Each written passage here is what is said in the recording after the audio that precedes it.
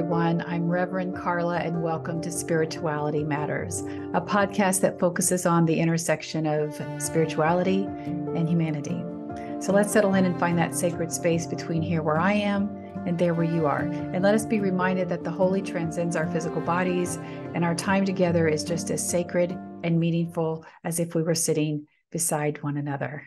All right, let's get started. Today's episode is entitled Living on the Edge of Life. The subtitle of this is The Silent Sacrifices of the Selfless.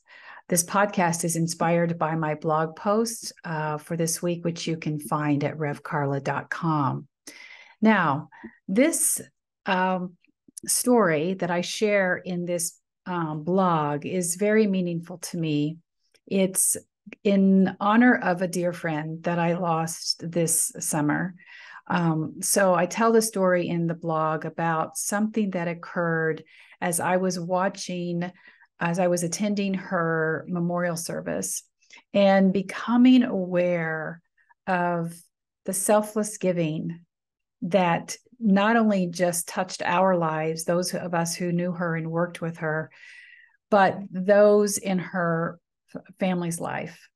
And I started to see this theme happen as you saw the pictures scrolling by and understanding what her presence meant. And I heard this phrase, the silent sacrifices of the selfless, because that's who she was.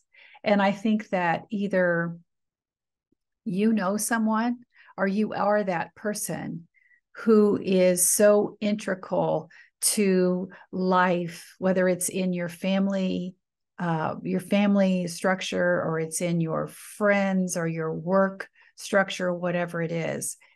And, I in the past, in my other podcast, I have talked about grief and sorrow and loss. This isn't the first time, and I know I'll come back to it another time. But the reason I find this so important and sacred is because, and I've shared this time and again, but especially around the holidays, this is an important reminder that grief arises in the tender moments of life, in the tender moments of living.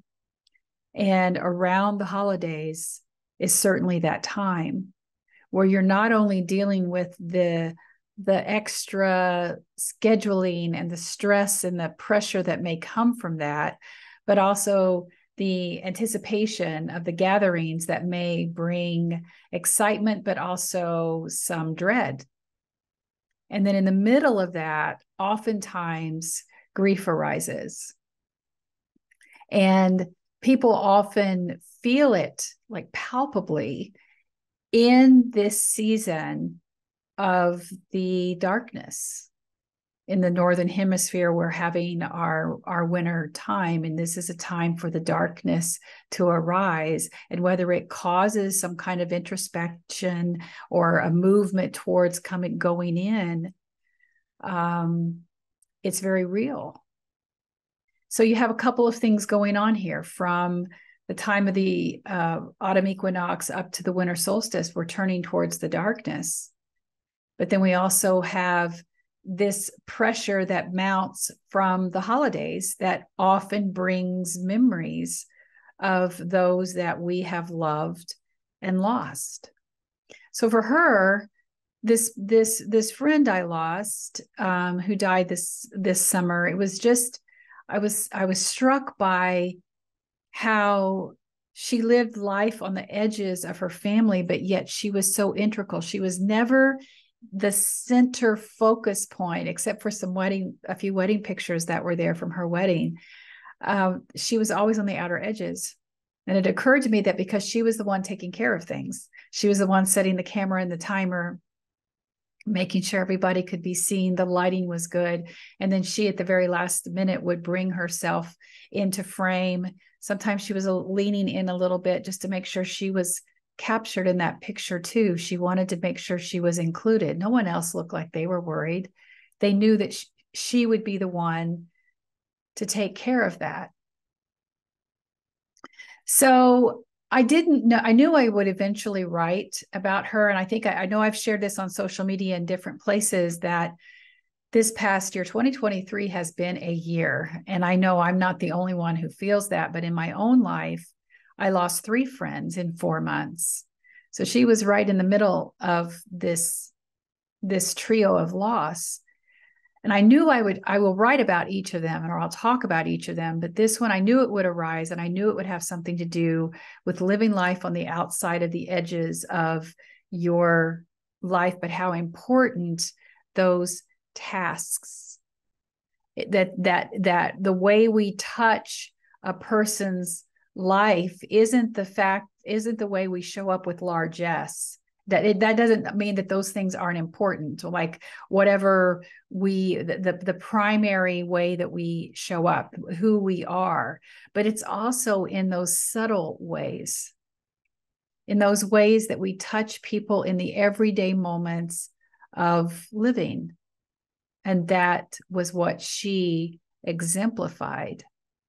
So this blog is part eulogy, but it's also an invitation to pause and think about your own grief, but also those people in your life who live in the outer edges, who might love to know that you care, who might want to know that you notice what they do. But also, if that's you, then making sure that you have permission to take care of yourself, to maybe step away from those who maybe not even know that they take advantage in the way family or loved ones do. Oh, so-and-so will just take care of it. Oh, so-and-so will just take care of it. And not realizing that they're taking advantage of who you are. And again, how we respond to that oftentimes comes from our own indoctrinated beliefs that we're responsible. The responsible thing to do is to hold all these responsibilities, because that's what it's always what's been expected of you. When in reality, we can let some of those things go. I often talk about how when I look back in my deconstructing journey, I can point to places where I was deconstructing from things that I didn't even put together as part of that hint that I was going to be deconstructing. But I remember I was the caretaker and the guardian for my aunt for almost 15 years. And towards the end of her life, and yes, caregiving is very hard and time consuming and can be very exhausting. But when you're in it, you're in it. Ask anybody who's taking care of family members, you are just in it. And I remember knowing with a deep sense of confidence that when she passed, I was going to have great peace and absolute assurance and be fine with the decision that I was going to walk away as the family coordinator of events. I did it for my aunt so that to ensure that we got together to honor her birthday and holidays and any kind of special event that was integral to her life and meaningful for her. But once she was gone, I was going to retire, quote unquote, retire from that responsibility. Sadly, that meant that most gatherings stopped. But I have to be okay with that for my own well-being. To hold on to that as something that I needed to keep and hold that pressure and that guilt is too much, and it's not mine to hold. That's part of an indoctrinated belief that says, well, this is something I've always done, so I'm going to continue to do it. No, my life has changed. My priorities have shifted, and it is absolutely okay for me to set these things down now. They were mine for a season, and I honored it beautifully. And I tended to it until it was no longer mine to take care of. So that somebody needed to hear that today as well. Now, what I want to get into a little bit is, like I know we've talked about this, and I think it's important to revisit some things around grief, because let's be honest, we do not do it well. We do not handle grief well, especially in our religious, familial, societal, educational indoctrinations. It's almost as if we're taught to keep grief at bay, that we don't have to do anything other than just acknowledge it and go back into our lives. Like it's almost like a responsibility that we have to, all right, here's the time allotted for my grief. And that's going to show up, and people are going to tell me that they're going to come up and express their condolences at the moment of the memorial service, or however you honor the dead. And after that, you just go on with your life. That's checked off, and you just now need to move back in the normalcy of your life without bringing the baggage of your grief. And we don't do it well. I know someone who was grieving horribly and really having a hard time with the loss of a friend from a horrible tragedy, and whose boss, when they were struggling and wanted to work through some of that grief, and this person had gone to their boss to talk about it, and the boss said, I really think you need to get over this now. Isn't it time to get over this now?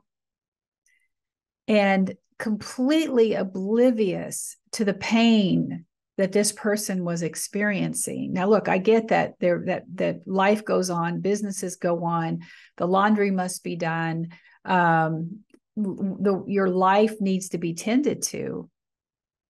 But unless we find ways to understand the ways that grief will now be held in our heart, in our existence, how it changes us, then we are destined to continue to reject its impact, deny its presence, and not recognize the gift it gives us for how we show up in our lives.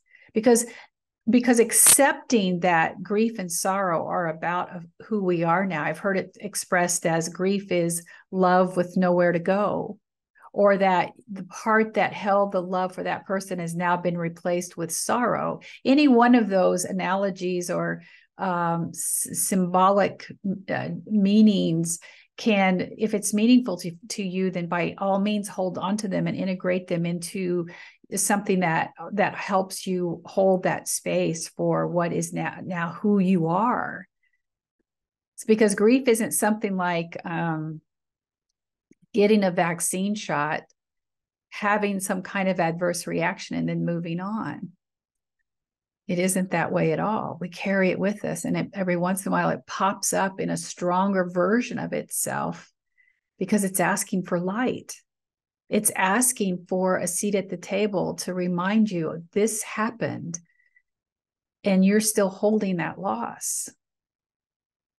So there's, if we start to look at grief as one of our journeys, one of the journeys of life that comes along with us, I think that helps us recognize its influence on us.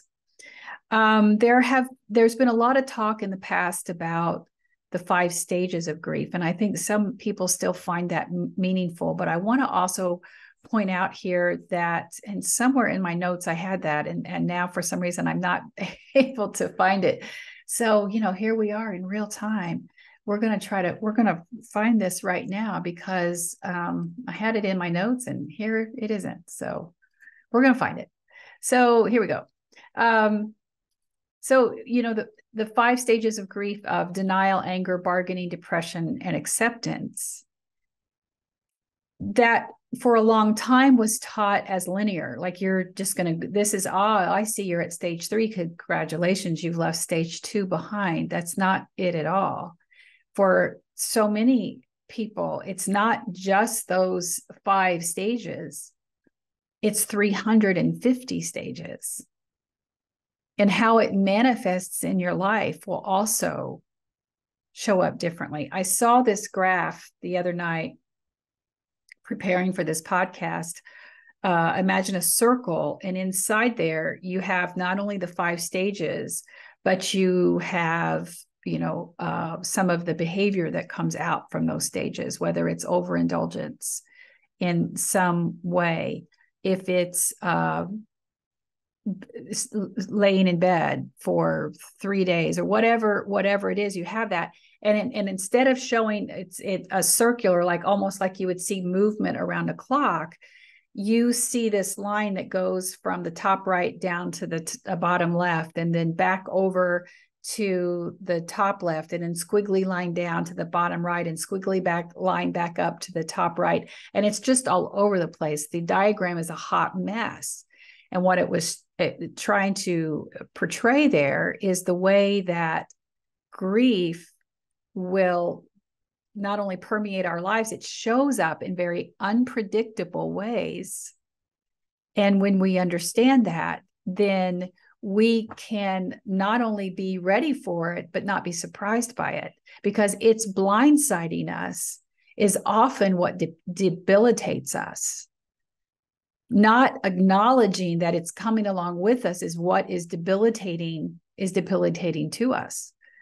So oftentimes I've talked about having the ritual of altar work around the anniversaries or something meaningful to help you bring that, acknowledge the grief and bring that what once was, honoring what once was, to the gathering, can be extremely meaningful. And we'll talk more about that in just a little bit. But in case you didn't hear it the first time, I wanted to make sure that you did hear that the 5 stages of grief are not linear, and that it's something that you can move through and then come back and revisit.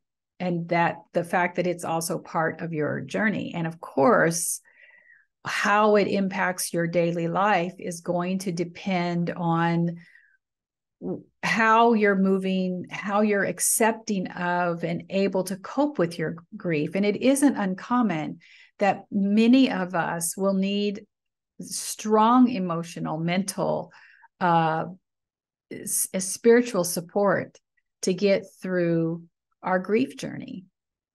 And it doesn't stop. Like, you can't say, okay, it's been 6 weeks now, I don't need anybody. It's not just about how we handle grief, but it's also how people handle our grief.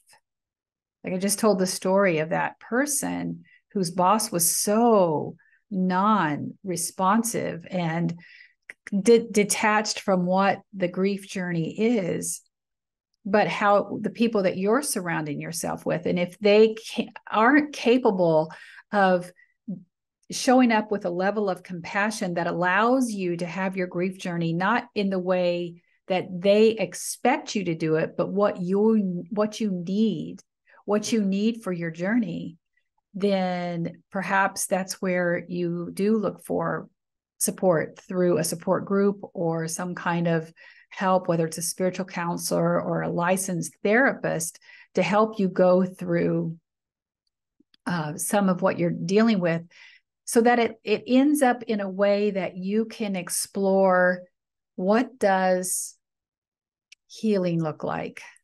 What does growth beyond the pain look like?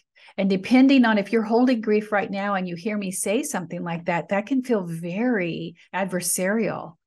It can feel almost sacrilegious to think about your life being anything other than just wretched because of where you are and how you're holding the grief right now. But ultimately, I will say this, and I want to say this very gently and lovingly for those of you who are on a grief journey that's still very raw. Ultimately, the grief you carry should be one that can be integrated into your life and be a part of who you are, so that you're able to return to your life. It's hard to say a better version of yourself, but a different one. Perhaps a little bit more gentler. Perhaps a little bit more introspective. Something about you will be inherently changed because everything about your life has drastically changed. So that is when we're walking people through grief to get them to the point where they can find a way to return to their life is very important, is incredibly important. Now, depending on, you might have some situations, and you might know this, or you might have experienced where the grief was so intense that you actually experienced physical symptoms that even go beyond depression. Like you may have had physical pain, or you may have had gastrointestinal issues. You may have had heart palpitations. Those very much are all real and signal the need for medical intervention or psychological intervention to help you with that. I will tell you that I know 2 people whose grief overwhelmed them to the point that being here on this physical plane was too painful. And watching them decline and deteriorate and reject any forms of comfort, not only any forms of comfort, but any forms of nourishment that contributed to their demise, that started with a significant grief event, death, that triggered so much trauma from their past that there was no getting back from that. Now, that is not a common response, but it is, again, a warning for those of you who think you're doing okay. If you're not able to return to your life in some way because of the grief you're carrying or the sorrow that you're carrying, and it feels overwhelming and it feels heavy, and you don't know who you are without this loved one or whatever event happened to you, because grief can manifest itself in many different ways. Not only manifest itself, but because of various events. I've often tell people who feel guilty that they're really struggling after the loss of a pet, that the heart knows no difference. Loss is loss is loss. And especially when you look at our pets who love us unconditionally, and then we in turn integrate them in our lives in a way where there's not many memories where they're not there in the picture, in the foot, on our lap, or, around our feet. There's just not much there that doesn't include them journeying through our maturity, our lives with us. They were there. And so when that life force is gone, it's palpable. You feel the void. And in many kinds of religious traditions, the energy, the spirit, if you will, of animals is just as real and sacred as the human. So that void is something that we can actually feel, not only in our hearts, but just like down into our soul. So it could be the loss of a relationship. It could be the loss of a house that you lose to tragedy. It can be all kinds of things that create a grief cycle in us that deserves to be acknowledged and cared for. So it's important that we pay attention to oh, I didn't realize what's wrong with me. Why am I feeling so out of balance? Oh yeah, this happened and I'm grieving. So, who in your life can help you with those situations when you can't see what's going on? If you don't have the resources, or you haven't done that kind of work, which we call soul work or shadow work, where you're able to sit and say, okay, what's arising in me? And how can I find the source? Then having someone who can mirror back to you what's happening to find that can be a very, very powerful, very, very powerful experience. I'll give you a real life event for me that had nothing to do with death, physical death. In 2015, when Trump became the nominee for president, the Republican nominee for president, I was triggered. First of all, I knew he was going to win because I knew who would vote for him, and I knew how many out there would, because I came from that. I came from that evangelical background, and I knew that his talking points would speak directly to them. So every time I talked about him, every time I heard his name, I could not stand to look at him, could not stand to hear his voice. And it really hit me one day about this vitriolic reaction I'm having to this person, and this anger, that was almost felt like a blind rage. What is going on with me? Why am I triggered so much by this? So the smartest thing I did, the wisest thing I did, was recognize that the anger was pointing me to something else. The anger was pointing me to something that needed light, and I needed to figure out what it was. And I was so triggered that I was not able to do it alone. So I called one of my seminary siblings, and I asked them to walk through me for, you could call it an accountability session. I hate that so many of these phrases have been hijacked by cult-like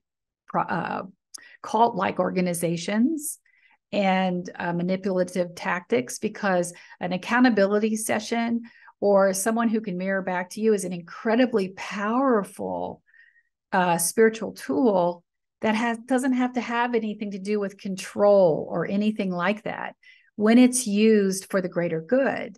But when it's used to bring you into a system of obedience, then it's used wrong. But for this, it was wonderful because my friend was showing up as a objective person who was not attached to the outcome. She wasn't trying to bring me into a cult or get me to pay her for any kind of sessions or anything like that. This was just us working together. So we started to have a conversation, and her, using her intuitive skills, started asking me some questions. And I could feel that triggering start to rise. And this went on for over, probably 20 or 30 minutes. And then the emotions became really raw for me, and I started to cry. And I couldn't understand where the tears were coming from. And then the rage returned, because rage will often happen when tears are there, because this vulnerability, and then the ego's got to protect. You're being so vulnerable with yourself that the ego's got to protect and put anger in front of it, because you're getting way too close to the truth. So I'm going to trust this process, and I'm going to burst through that anger to understand that I was dealing with grief. I was dealing with grief because I had been rejected by the very people who were embracing Donald Trump. They did not want me. They wanted him. See, I had left evangelical Christianity because I could no longer. I tried to change it from the inside. I had worked for that, but I always was chastised, corrected, told I had a spirit of offense. And eventually, when I left, they wanted nothing to do with me. And yet this person more accurately represents their faith, and I'm the one being rejected. And then, as intuitively as she possibly could, my friend just was silent while I processed that, and cried and cried and cried, and realized that That was another level of my deconstructing that I didn't see coming. And I'll never thank the existence of Donald Trump in leadership, but if I could take that empowering moment, which it was for me, and say how important that was for my healing journey, I was able to turn it into something that then I knew what I was dealing with. And then in turn, move it back to my life. Now I understand I'm carrying this grief because of this rejection. And how can I use it for the good of the whole? How can this now become something that can enrich me? Because it is what it is. But how can I not let it overcome me so that every time I see his face, I'm triggered? What if I work through it? And it helped me gain my voice to become an advocate against him, to understand this connection and be able to teach about this blind obedience that evangelical Christians have to anyone who's going to justify and rationalize their racist, homophobic, and sexist agendas. So that's just an example of that I wanted to offer as a way to show you that not only do we not do grief well from the loss of loved ones, when we have grief events in our lives from other things, we don't recognize it as such. So we continue to carry that and think, oh, I should just get over this. Well, what is going on? And we try to bury that.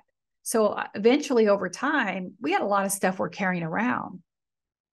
That suitcase gets really, really heavy. So that's why it's not uncommon that somewhere in your 30s or 40s, you're just done. Something's got to change. And only inside your organized religion are you seeing like, well, here's our options for how we'll help you change it. Basically, you're broken. You have to change because they're not going to change. They have nothing more to offer you except to give it to God. Give it to God, which is meaningless for you because you're still feeling the weight of this. Okay, so let's talk a little bit, shifting gears real quickly here because I'm already pushing the time that I like to have these podcasts.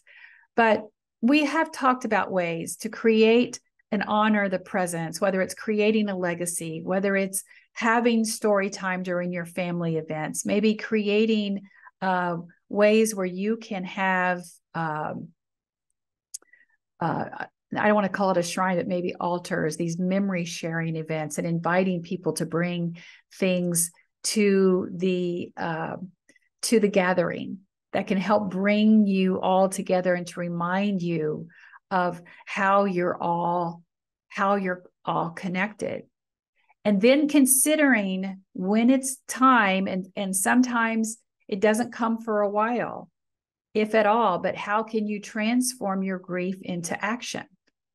How can it become something where you can, it contributes to your personal development? It becomes something that you do as an act of community service, in activism or advocacy. Like I said, my story about Donald Trump and understanding that I had been rejected and being able to turn that into an educational moment.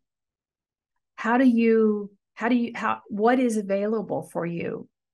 Are there options for you to say, I can turn this into love?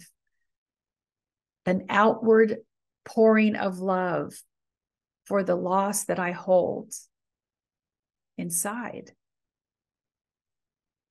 Okay, let's begin to wrap this up with just a quick walk through this concept again of the unseen impact of the selfless. Because I just did a video recently about compassion fatigue and because of the invisible work that we may do, whether it's through daily contributions or the how we show up in other people's lives. I want to say this about that. If you are a caregiver of someone and you have no breaks, And this feels never ending. Beloved, it will end. But I understand your exhaustion. And I tell that a little bit about the story of my friend who I lost, who was her mother's caregiver. And I saw the toll it took on her. And the fact that 2 or 3 months after her mother's passing, she too was dead. And we all wanted for her to have life outside the burden of her mother. And no one asked or was looking forward to her mother's passing. Her mother was in her 90s. This was just going to be part of the natural aging and her passing. But it is a story about how can, and I'm even before I say this, I'm going to just let you know I don't have the answers, because I don't necessarily think I did the best job in the world when I was the caregiver of my aunt. How can we take care of others without losing ourselves? That living life on the edges can be a fulfilling, enriching life. But how can we do that and not take care of ourselves? Because those ripples of small actions, yes, they move us all in kindness and love. But that doesn't mean that you are the only one that has to move the water. Are we responding from a place of this indoctrinated belief that only we can do it and only we can do it right? What is exactly ours to carry? I've often talked to people who are caring for aging parents, and they're exhausted. They're absolutely exhausted. I see it in their faces. And after just coming through that with my father-in-law, my mother-in-law, I could also see and certainly understand that until one day it's just over. And then you're left with this void of then trying to deal with oftentimes guilt, because you can't help but think of the things that you would be doing if you weren't taking care of them, but also dealing with this void and learning how to create new routines. If anything, I guess I acknowledge all of this in a way to say, I see you. I don't have the answers. I remember talking to someone who was taking care of their loved ones at the same time I was taking care of my aunt. And this woman said, we were sitting there both feeding our respective family members. And she said, it'd be really nice to have a support group, but who has time to attend? And I remember looking at her going, yeah, you're right. When you're in it, there's no time. There's no extra time to say, hey, I want to go now talk to people who understand what I'm going through, because you're going to use that time for your own things, for your own children, for your laundry, for whatever it is, to read a book, because it feels as if it's never ending until it ends. It feels like it's going on forever until it's over. It feels like you can't handle one more task until you have no tasks left to do. And it's a weird paradox of life that we carry these things because sometimes we are the only one who can. And then when that person's gone, the mix of relief and guilt can also overwhelm us, and the loss, because then now all of a sudden you're most often spiraling back to the child who remembers this vibrant presence in your life that now became this person that you cared for through their final moments. So, like I said, that part does not have solutions. All I can do today is offer you when grief arrives. and it will find you, as it finds all of us, that you feel its presence and you welcome it to the table. And you invite it to guide you through whatever parts of that circle that you need to go to dance around with it, to find your way spiraling out of it for a season, to return back to your life. Maybe you won't feel as a better version of yourself, but maybe a different one. Recognizing that now grief walks alongside you, and it will come along and it will ask for attention every once in a while. And then you will give it space, offer it gentleness as you pause and honor what once was. And I invite you during this season of darkness to consider what in your life is asking for light. What grief are you holding? What needs tending to in the dark recesses of the heart and soul? And blessed be. Thank you so much for listening, beloved. You can watch the uncut version of today's episode on my YouTube channel, Spirituality Matters with Rev Karla. You can also connect me on all the social media channels. And you can also find me now in Rev Karla's Inner Circle on Facebook, which is absolutely free. I'm in there answering your questions several times a week. Okay, beloveds, I'm honored to be in this space with you. Go in peace, be at peace. Go in love, may you be loved. Go and know that others are on this journey with you, and you are not alone. You are seen and deeply and unconditionally loved just the way you are. Blessings on your week, and I'll see you soon.